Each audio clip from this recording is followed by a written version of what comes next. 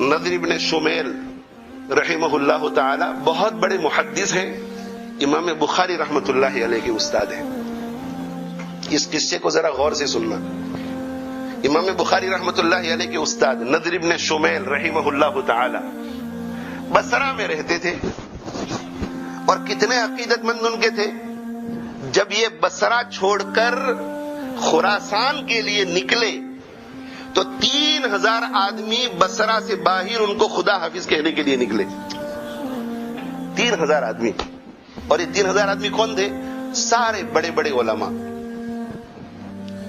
یہ علماء نے اس پروفیشن کو اختیار کر کے بڑی تنگی والی زندگی گزاری ہے میرے بھائیوں، بڑی تنگی والی. میں اپنے بارے میں کہتا ہوں، اپنے بچپن کا. اپنے بچپن ہمارے والد صاحب رحمہ اللہ تعالی لیسٹر میں امام تھے.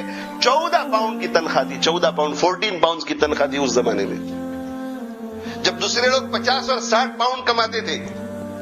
فل ٹائم ورکرز جو تھے وہ 40 50 60 پاؤنڈ کماتے تھے. اس وقت ہمارے والد صاحب کی فل ٹائم کی تنخواہ 14 پاؤنڈ تھی. انصاف کہیے علماء کے ساتھ. اور ہم کتنے بھائی بہن تھے؟ 10 بھائی بہن. گھر کا کرایہ خود دینے کا، اور ہم سب کے یہاں آنے کا جو قرض لیا تھا ٹکٹوں کا وہ سب اپنے سر پر. اور وہاں سے پھوپھی چچا کسی کا بھی خط آوے تو وہاں بھی پیسے بھیجنے کے. یہ قربانی نہیں تو اور کیا ہے؟ آپ اور اس سے زیادہ قربانی کیا چاہتے ہیں؟ اس سے زیادہ آپ قربانی علماء سے کیا چاہتے ہیں؟ آپ ایک ایک پینی کا حساب کر کے ان کے ساتھ معاملہ کرتے ہیں، اور وہ راستے میں آپ سے ملاقات کر لیتے ہیں اور مل جاتے ہیں، اور آپ کہتے ہیں کہ مول صاحب ایک ذرا کام چھے، گھر میں ذرا پرابلم تھی گلو سے ذرا آو نہیں. فوراً کہتا کہ چالو بھائی. وہ یہ نہیں کہتا کہ اس کی تنخواہ ہمیں نہیں ملتی ہے. آپ 2 منٹ کا حساب کرتے ہیں، وہ حساب نہیں کرتا. مسجد سے نکلتے ہوئے تھکا ہوا ہے، پورا دن اس کا یہاں گزرا ہے، مدرسے سے فارغ ہو کر نکل رہا ہے. مولانا ذرا کہ ایک مسئلہ پوچھو نا. جی بھائی پوچھو. مسکراتے ہوئے. وہ یہ نہیں کہتا کہ یہ کوئی پوچھنے کی جگہ ہے. وکیل کے ساتھ آپ ایسا معاملہ نہیں کرتے، آپٹیشن کے ساتھ ایسا معاملہ نہیں کرتے، ڈاکٹر کے ساتھ ایسا معاملہ نہیں کرتے. علماء کے ساتھ آپ کا یہ بدتمیزی کا رویہ، میں اس کو بدتمیزی کہوں گا. کار پارک میں پکڑ لیا، راستے میں پکڑ لیا، چلتے چلتے راستے میں ٹکرا گئے تھے کہ مول صاحب ایک مسئلہ پوچھو نا. بھائی یہ مسئلہ کب پیش آیا تھا؟ میں تو پوچھتا ہوں ان کو کہ یہ مسئلہ آپ کو کب پیش آیا تھا؟ کہ 3 مہینے پہلے. آج میں راستے میں ٹکرا گیا تب پوچھنے کی توفیق ملی آپ کو؟ بعد میں آنا جب ہم وہاں اپنے کمرے میں بیٹھے ہوئے ہوں. علم کو ہم نے خود چیپ بنا دیا. چیپ علم کلام کو، یہ کلام اللہ کے علم کو، احادیث رسول کے علم کو ہم نے چیپ بنا دیا. چیپ، بالکل سستا کر دیا. اسی وجہ سے ہمارے بچے عالم اور حافظ بننے کے لیے تیار نہیں ہوتے اب.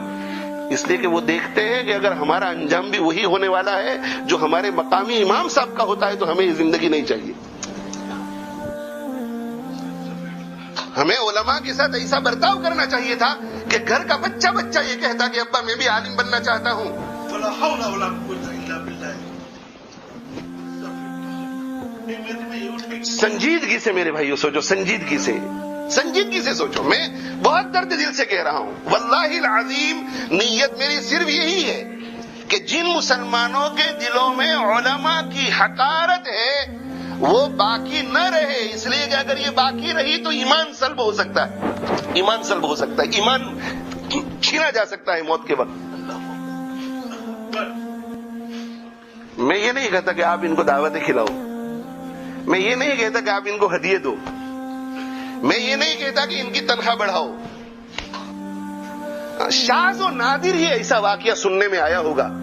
میرے علم میں آج تک ایسا واقعہ سننے میں نہیں آیا کہ کسی مسجد میں کسی امام نے یہ کہا ہو یا وہاں کے مدرسین نے یہ کہا ہو کہ بھائی اب تو حد ہو گئی، تنخواہ بڑھاؤ ورنہ منڈے سے ہم پڑھانے کے لیے نہیں آئیں گے. سنا آپ لوگوں نے کبھی امام نے یہ کہا ہو کہ بھائی تنخواہ بڑھاؤ ورنہ کل سے میں نہیں آؤں گا؟ 7 days ابھی کام کرتے ہیں. بہت سی مسجدوں میں 2 امام نہیں ہوتے. چھٹیوں کا کوئی حساب ہی نہیں. ان کے بھی بچے ہیں، ان کی بھی بیوی ہے، ان کو بھی کہیں جانا ہوتا ہے، ان کے بھی ماں باپ ہوتے ہیں جو دوسرے شہروں میں رہتے ہیں. میں یہ کہتا ہوں کہ احترام سے پیش آؤ. میں یہ کہتا ہوں کہ یہ پیسوں کے بھوکے نہیں، یہ آپ کی محبت کے بھوکے ہیں. یہ آپ کی محبت کے بھوکے ہیں. انہیں نوکر مت بناؤ. یہ نوکر نہیں، یہ انبیاء کے وارث ہیں. ان کے ساتھ ایسا معاملہ مت کرو، ورنہ اللہ کے نبی صلی اللہ علیہ وسلم کو منہ دکھانا مشکل ہو جائے گا قیامت کے دن. میں آپ پر ترس کھا رہا ہوں. ان علماء پر ترس بالکل مجھے نہیں آتا، اس لیے کہ ان کے صبر پر اللہ ان کو بہت دے رہا ہے اور دے گا. ان کی بہت عزت ہے. ان کی عزت کرنے والے بہت فرشتے ان کے قدموں کے نیچے پر بچھاتے ہیں. جن کی فرشتے عزت کرتے ہو، جن کی فرشتے عزت کرتے ہو، میں آپ سے ان کے لیے عزت کی بھیک مانگوں؟ نہیں. میں اس لیے کہہ رہا ہوں کہ آپ کے لیے بہت خطرناک ہے، آپ کے لیے بہت خطرناک. جن لوگوں نے علماء کی توہین کی، اس دنیا میں اللہ نے ان کو عذاب میں گرفتار کیا. مرنے سے پہلے ایڑیاں رگڑتے رہ گئے، ایڑیاں رگڑتے رہ گئے. جو پرانے ہوں گے ان کو معلوم بھی ہوگا ایسے لوگ جو علماء کے دشمن تھے، اللہ نے گرفت میں لیا ان کو. ان کی اولاد بے راہ روی کی شکار ہو گئی. جو علماء سے محبت رکھنے والے جاہل لوگ تھے، اللہ نے ان کی اولاد کو علماء بنایا. اور جو دیندار سمجھے جانے والے لوگ علماء کی مخالفت کرنے والے تھے، ان کے گھروں میں اولاد مرتد ہو گئی. میں جانتا ہوں ایسے لوگوں کو، میں جانتا ہوں ایسے لوگوں کو کہ خود دیندار مگر علماء کی توہین کی تو اولاد مرتد ہو گئی، مرتد. بس یہ قصہ کہہ کر کے ختم کرتا ہوں. یہ بڑا سبق والا قصہ ہے. نضر ابن شمیل رحمہ اللہ تعالی، یہ پرانے دور سے علماء قسم پرسی کے عالم میں رہے ہیں. یہاں انگلینڈ میں آ کر ہر چیز میں ہم نے انگریز کی نقل شروع کر دی. ان کے یہاں اچھی کارپیٹ تو ہمارے یہاں بھی اچھی کارپیٹ، ان کے یہاں اچھا ڈیکوریشن تو ہمارے یہاں بھی اچھا ڈیکوریشن. ان کے یہاں آفس میں ٹیبل کرسی تو اب مسجد کے اندر بھی آفس ہوگی ٹیبل کرسی، ذرا انگلش سٹائل سے. ہر چیز میں تغیر آ رہا ہے. یہ نئی ٹیکنالوجی نظر آتی ہے ہر جگہ کے اوپر، مسجدوں میں، آفسوں میں، مکتبوں میں. مگر ائمہ کے ساتھ کیسے معاملہ کیا جائے اس میں ہم نے برٹش سے کچھ نہیں سیکھا کہ وہ اپنے پریسٹوں کے ساتھ کیسا معاملہ کرتے ہیں.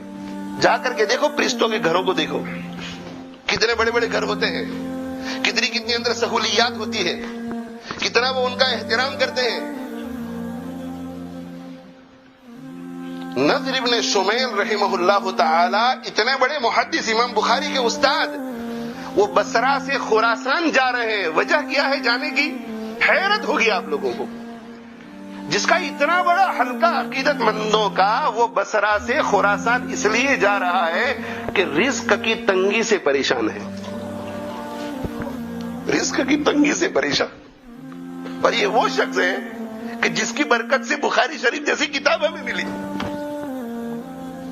رزق کی تنگی سے پریشان ہے.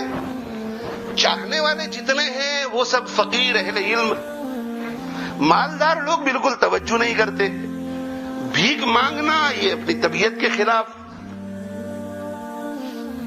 تو کہا کہ بھئی میں اب سفر کر رہا ہوں اس لیے کہ بیوی بچے اور کھانے کو روٹی نہیں ملتی.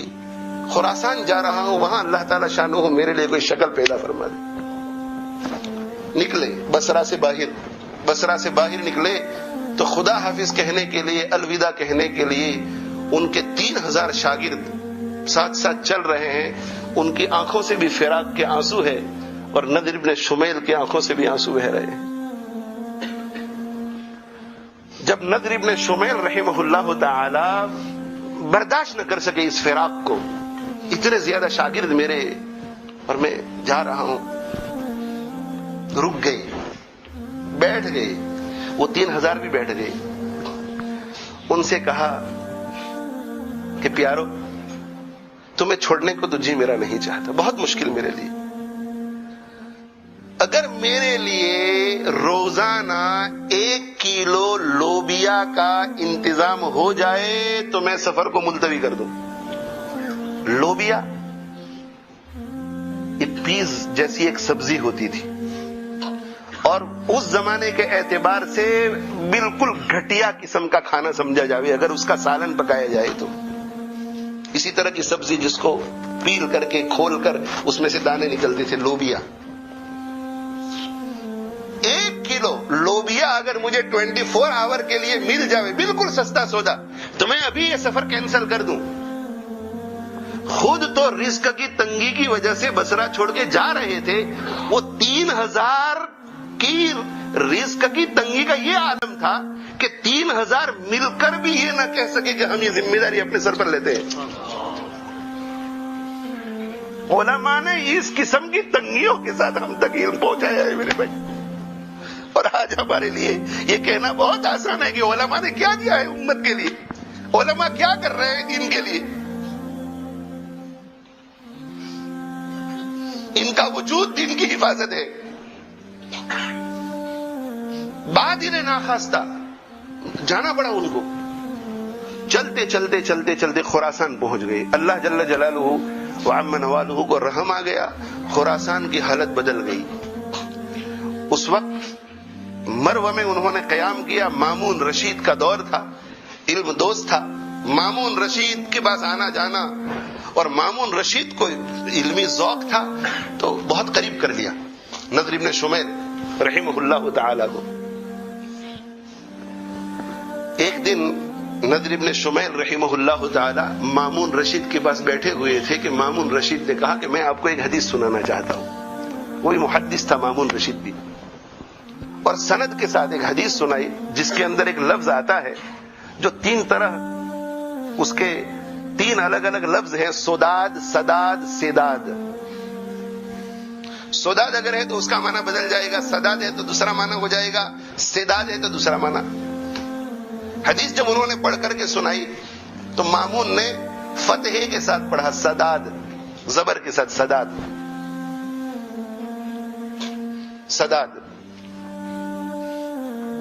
تو نضر ابن شمیل رحمہ اللہ تعالی نے کہا کہ یہ جو حدیث آپ نے سنائی وہ حدیث تو مجھے بھی پہنچی ہے مگر دوسری سند سے پہنچی ہے. انہوں نے سند سنائی مامون نے، مجھ سے فلاں نے بیان کیا، اس سے فلاں نے بیان کیا، اس سے فلاں نے بیان کیا کہ حدیث، یہ پوری حدیث پڑھی. تو ادھر سے جو ہے پھر یہ شروع ہو گئے کہ مجھے یہ حدیث پہنچی ہے مگر دوسری سند سے، دوسری چین آف نریشن سے. اور پھر وہ پوری حدیث پڑھی، اور حدیث پڑھی تو انہوں نے سداد کی جگہ پر سیداد پڑھا نضر ابن شمیل نے. تو مامون یوں کر کے چونک کر بیٹھ گیا اور کہا کہ آپ یہ کہنا چاہتے ہیں کہ میں نے غلط پڑھا؟ تو کہا کہ نہیں، میں یہ نہیں کہتا کہ آپ نے غلط پڑھا، میں یہ کہنا چاہتا ہوں کہ آپ تک یہ حدیث غلط پہنچی ہے. آپ کا حافظہ تو بہت قوی ہے، میں جانتا ہوں، مگر آپ کے استاد کو یا ان کے استاد کو یا ان کے استاد کو اس لفظ کو بیان کرنے میں غلطی ہو گئی ہے. یہ سداد نہیں ہے، یہ سداد ہے. تو مامون نے کہا کہ آپ اس کو دلیل سے ثابت کیجئے. تو انہوں نے کہا کہ حدیث کے اندر آپ صلی اللہ علیہ وسلم یہ فرمانا چاہ رہے ہیں، اور سداد کا وہ معنی نہیں ہے، سداد کا وہ معنی ہے. تو مامون نے کہا کہ اس کو بھی آپ ذرا دلیل سے ثابت کیجئے. تو نضر ابن شمیل رحمہ اللہ تعالی نے ایک شعر پڑھا. اس شعر میں اسی معنی میں لفظ استعمال ہو رہا تھا، اور سداد کسرہ کے ساتھ تھا، زیر کے ساتھ. بس اتنا ہوا. غور سے اب سنیے، ختم ہو رہا ہے قصہ. اتنا ہوا. کیا ہوا کہ مامون نے ایک حدیث پڑھی جس میں سداد زبر کے ساتھ پڑھا. نضر ابن شمیل نے غلطی بتلائی کہ سداد نہیں ہے، سداد ہے. بس صرف ایک زبر زیر کا فرق. علم کتنا قیمتی تھا ان حضرات کی نظر میں. یہ ایک صرف غلطی درست ہوئی تو مامون رشید نے کہا کہ بھائی ایک ورق لاؤ. ورق کے اوپر ایک بات لکھی اور لکھ کر کے کہا کہ فضل ابن سہل کے پاس جاؤ اور یہ خط پہنچا دو. فضل ابن سہل جو ہے خزانچی تھا. تو نضر ابن شمیل سے کہا کہ فضل ابن سہل کے پاس جا کر کے یہ خط ان کو پہنچا دو. خط پہنچایا. خط پڑھا تو خط میں لکھا ہوا تھا کہ ان کو میری طرف سے 50,000 اشرفیاں دے دی جائیں. 50,000 اشرفیاں صرف زبر سے زیر کرنے پر کہ مجھے ایک علمی فائدہ پہنچا اس سے. یہ تو علمی دوست تھا. فضل ابن سہل جو ہے وہ خزانچی، وہ امیر المومنین، وہ خزانچی.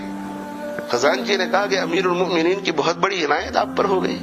50,000 اشرفی، کوئی خاص واقعہ؟ نضر ابن شمیل نے کہا کہ کوئی خاص واقعہ تو نہیں. انہوں نے سداد کو زبر کے ساتھ پڑھا، حالانکہ حدیث میں سداد زیر کے ساتھ ہے، تو میں نے وہ ان کو درست کر کے بتلایا، تو اس پر خوشی میں انہوں نے یہ 50,000 دیے ہیں۔ وہ فضل ابن سہل جو خزانچی تھے، ان کے دل میں علم کی کتنی قدر تھی، انہوں نے کہا کہ امیر المومنین نے تو اس خوشی میں آپ کو 50,000 دیے ہیں، میری طرف سے مزید 30,000 قبول فرما لیجیے۔ ایک لفظ کو درست کرنے پر 80,000 کا تحفہ ملا، 80,000 کا تحفہ۔ تو میرے بھائیو، علم کی قدر کرو، علماء کی قدر کرو، دلوں میں عظمت پیدا کرو، دلوں میں عظمت۔ ایک ایک حرف اتنا قیمتی ہے کہ حضرت علی رضی اللہ تعالیٰ عنہ فرماتے تھے کہ من علمنی حرفا فہو مولائی، جو شخص مجھے علم کا ایک حرف سکھا دے وہ میرا آقا ہے، انشاء اعتقنی و انشاء